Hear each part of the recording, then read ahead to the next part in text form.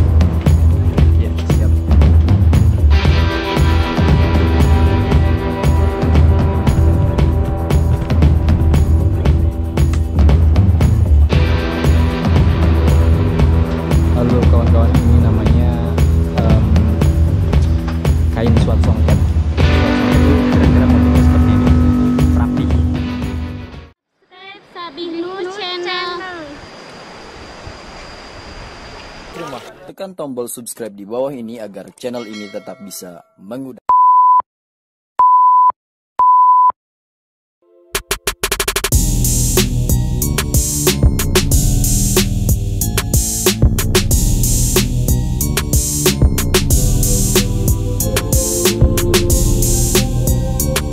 Assalamualaikum warahmatullahi wabarakatuh. Bertemu lagi dengan channel Sabina Jiul Haq, channel yang mengupas tuntas seputar fakta dan budaya yang ada di Indonesia. Pada video kali ini cukup spesial karena di samping saya sudah ada Bapak Jaro Baduy, Bapak Jaro Saija, dan ini kebetulan momen langka dan saya merasa berterima kasih karena telah dijamu dan diundang atau sudah mengundang ke tempat ini gitu. Terima kasih Bapak Jaro, boleh memperkenalkan diri terlebih dahulu. Ya, baik, terima kasih. Assalamualaikum warahmatullahi wabarakatuh. Waalaikumsalam. Nama saya Saija, sebagai Kepala Desa Kanekes, yang seluruh Desa Kanekes itu memang kepala desanya yang satu. Untuk Desa Kanekes itu memang ada dua rupa itu, sebagai ada Baduy dalam dan ada Baduy luar.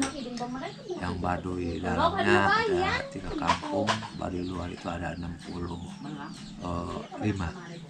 kampung. Memang adat istiadat di Baduy itu luar maupun dalam itu sama, cuma hanya beda pakaian.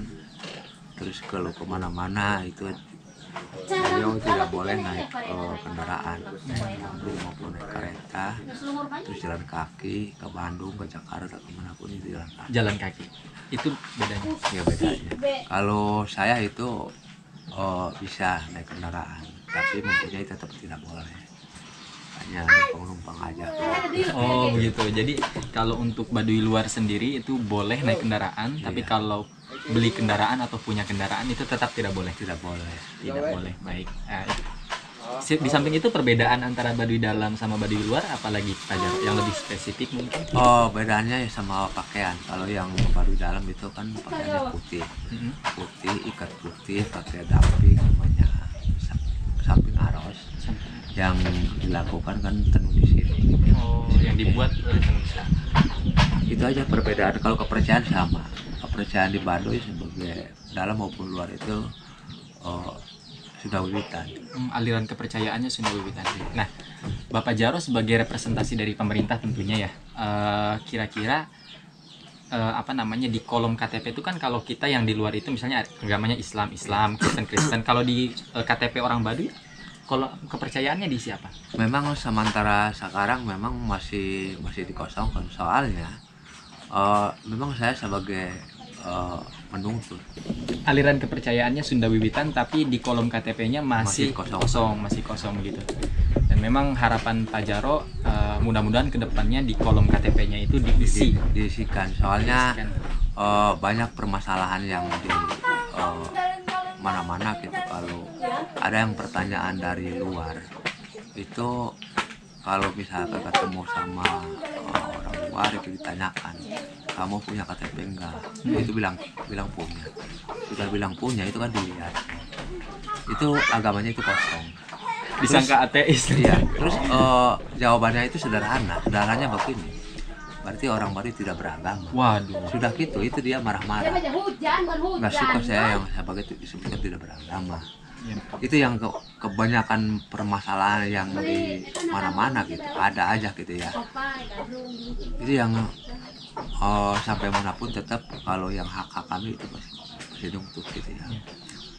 Kenapa nggak bisa gitu? Karena bukan main-main, labeling tidak beragama itu kan serius Pak ya. Iya. Nah, kita udah punya aliran kepercayaan Sunda Wiwitan, tiba-tiba pas ketemu sama orang luar dianggap tidak beragama. Wah. Iya. Iya betul. Tapi hampir semuanya warga Baduy dalam dan Baduy luar itu aliran kepercayaannya Sunda Wiwitan. Oh, Sunda Wiwitan. Sunda Wiwitan. Sunda Wiwitan Nabi Adam soalnya tadinya kan sebagai kalau Islam gitu ya, agama Islam Nabi Muhammad seperti itu. Oh, baik. Baik, Pak. Ini saya juga mau bertanya seputar hal-hal yang kontroversial nih Pak. Misalnya taruhlah misalnya ada kejadian warga Baduy luar, tiba-tiba warga Baduy memiliki kendaraan. Saya disadari atau tidak pasti ada aja yang suka nyuri-nyuri nih. Misalnya yang punya kendaraan atau bagaimana. Itu respon Bapak terhadap mereka itu seperti apa? Memang kalau orang Baduy luar maupun sekitar yang khusus Baduy, tetap menurut hukum adat di sini tetap tidak boleh, tidak diperbolehkan itu mempunyai kendaraan, mobil maupun motor gitu. Soalnya saya sebetulnya kan tidak bisa, tidak diperbolehkan gitu. Mungkin respon Bapak kepada mereka, misalnya warga Baduy yang dalam tanda kutip punya kendaraan tapi ditaruhnya di luar, itu gimana Pak? Itu malam menurut adatnya ya kalau menyalakan hukum Harusnya tidak boleh ya? iya, biarpun ada di mana-mana gitu, pasti kalau yang selagi mengadakan operasi itu pasti diruksak. Oh, sempat Iya. ada kejadian Pak, nggak tahu di Cijahe atau di mana, yang tiga motor dibakar itu Pak. Itu di Cijahe. Itu di Cijahe. Itu karena apa tuh? Itu karena yang seperti 1-2 kali yang dikasih saran gitu ya, sudah gitu selagi ada upacara di Baduy dalam dia kan bawa motor nih, bawa motor ke Cijahe. Ketahuan. Terus sudah gitu ketahuan kan dari orang Baduy dalam gitu. Memang sebelum yang mengajarkan gitu kan sudah sering kali yang dikasih peringatan nih. Tiap bulan apa yang setahun yang 2-3 kali mengadakan berkumpul tokoh masyarakat RT RW-nya itu lembaga adat bahwa yang terkait ke masalah motor itu harus dihilangkan gitu ya. Jadi nggak serta-merta ketika kedapatan dia punya motor dan langsung dibakar, enggak, ada peringatan dulu, peringatan dulu. 1, peringatan 2, kalau Iya. udah ketiga kalinya diperingatin terus nggak dengar, Iya. baru kita ambil tindakan tegas begitu. Iya. Baik. Jadi ada apa namanya, persuasi dulu, upaya persuasi diingetin dulu, kalau diingetin tetap nggak mau ya mau tidak mau gitu, sanksi adat harus berlaku gitu. Jadi memang banyak juga Pak yang nanya, Bang, kalau bedanya Baduy dalam sama Baduy luar itu apa? Itu tadi sudah dijawab sama Bapak Jarot. Terus juga ada yang nanya, Baduy luar boleh nggak sih punya kendaraan gitu? Ternyata tidak boleh.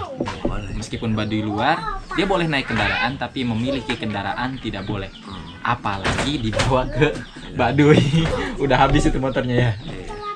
Soalnya kalau di daerah Baduy mah kan sama sekali kan tidak masuk tempat bisa motor gitu ya. Itu gerbang ada 5 gerbang yang perbatasan kan di Baduy. Gerbangnya apa aja? Gerbangnya satu yang Cibolege. Oh, satu ya itu? Ya, satu ada Pulau Barat, ada Kebun Sawu, ada Cijahe, Nangerang. ya Nangerang. Terus sebelah timurnya Sobang. Sobang itu perbatasan kan Cisaban. Cisaban itu masih di Baduy. Ada di sini Cakuom namanya. Terus Kecamatan Akar itu perbatasan Baduy. Oh, jadi ada 5 pos untuk memasuki Baduy dalam, Baduy lah istilahnya. Dan ke-5 pos itu memang tidak boleh diperkenankan masuk kendaraan. Tapi kalau gini Pak, ada warga Baduy, ini masih di wilayah Baduy, tapi dia misalnya ada ke Saung, ke Ladang, bawa motor, ada akses nggak ke situ? Itu kalau itu mah nggak ada akses, tapi kalau kemana-mana saya baca tetap orang Baduy bawa motor tetap Tidak boleh. dilarang.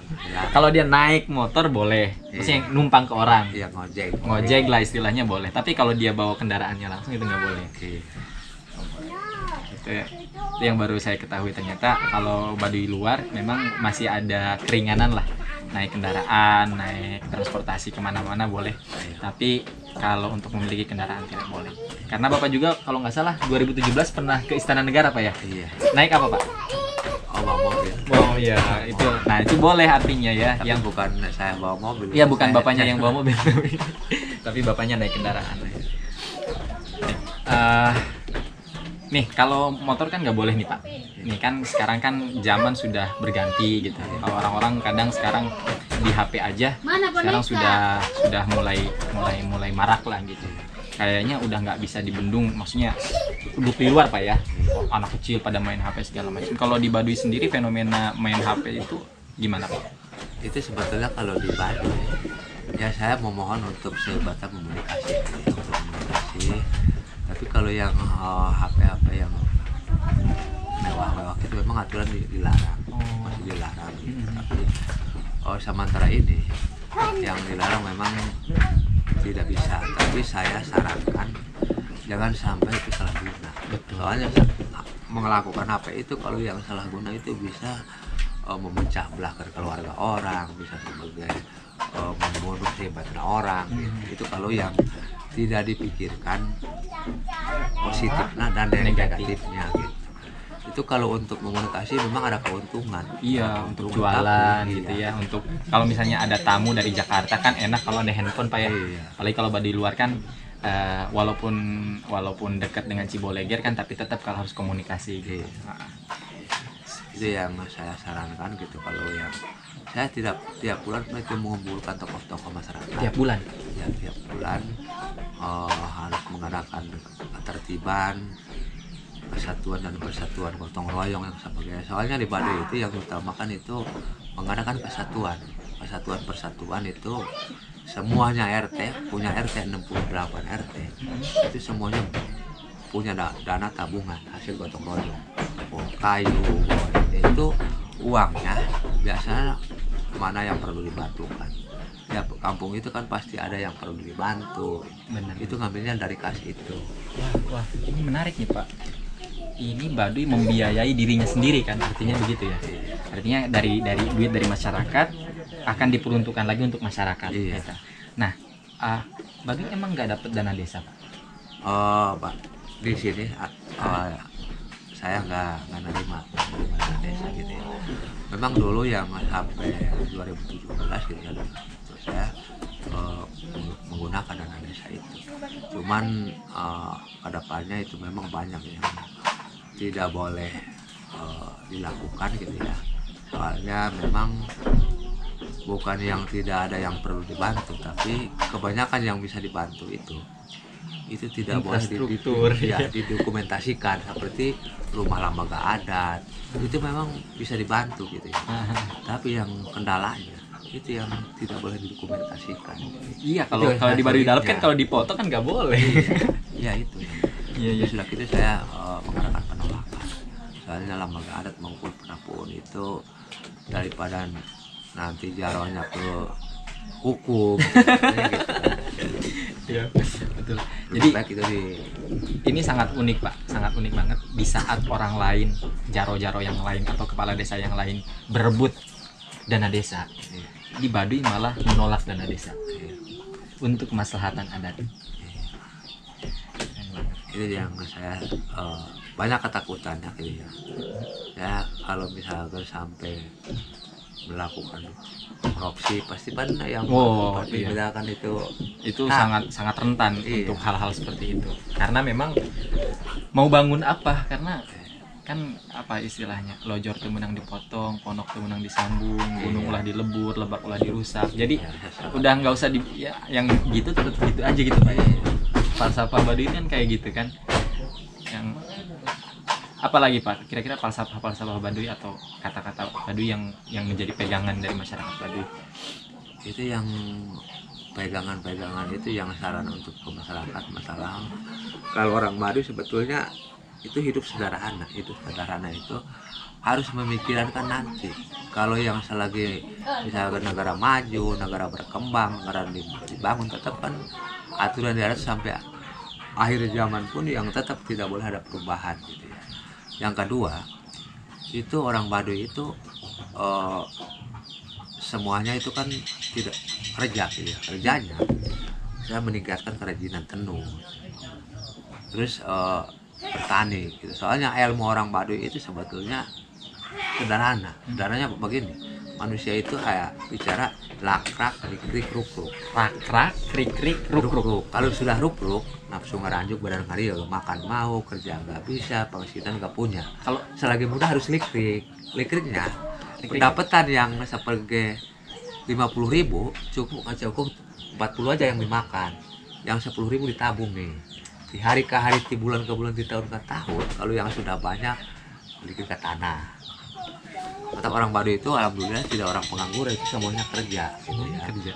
Diwajibkan yang kalau yang sudah keluarga itu punya lumbung padi itu kan leit ya, leit penan. Soalnya kalau yang sudah meninggal itu kan wajib di pulasara, wajib di beyaan gitu. Tapi kalau nggak likrik dari muda itu kan kalau meninggal itu nginjem nggak bisa gitu ya.